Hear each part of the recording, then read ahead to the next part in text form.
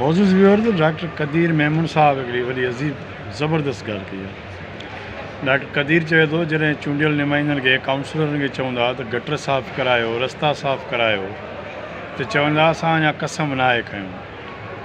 ऐं चई जॾहिं सैलाब में माल आयो पिए, मच्छरदानियूं, टेंटूं, इमदाद, राशन, चयो सभु हड़प कयो पियो विया ऐं गवर्नमेंट हिननि खे बि ॾिनी। हिननि खे चयोसीं तव्हां छो था विरायो, चयोसीं काउंसलर आहियूं।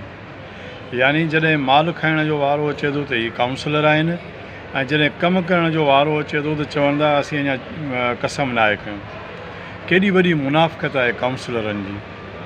इन्हनि काउंसलरनि खे माना जीअं हिननि जी पार्टी जा चेयरमैन करप्ट आहिनि, हिननि जा मिनिस्टर करप्ट आहिनि, ईअं ई काउंसलर वरी हुननि खां 10 रतियूं वधीक करप्ट आहिनि।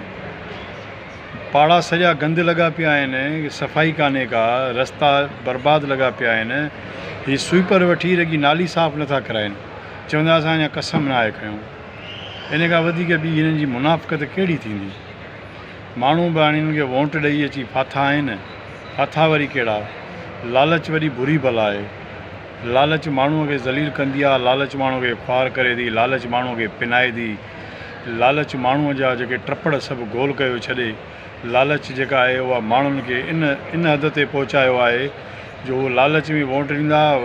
वॾेरे जे गाॾीअ खे चंबण जी लालच, टायर में चंबण जी लालच, कुर्सीअ ते वेहण जी लालच, वॾेरे जे पोयों हलण जी लालच, पैसनि जी लालच, ज़कात, उशर ऐं इमदाद जी लालच माण्हुनि खे टके जो बणाए छॾियो आहे। ईअं ई जे काउंसलर टके जा बणियल आहिनि, जे मिनिस्टर अॼुकल्ह टके जा बणियल आहिनि, जे गवर्नमेंट टके जी बणिजी वई आहे जेका सॼो ॾींहुं गारियूं थी खाए, ईअं असांजो आम माण्हू, असां सभु जेके आहियूं उन में गुनहगार आहियूं, सभु शामिलु आहियूं ऐं ईअं लॻंदो आहे ॼण असीं सभु टके जा बणिजी विया आहियूं। इहा हालत आहे सिंध जे काउंसलरनि जी।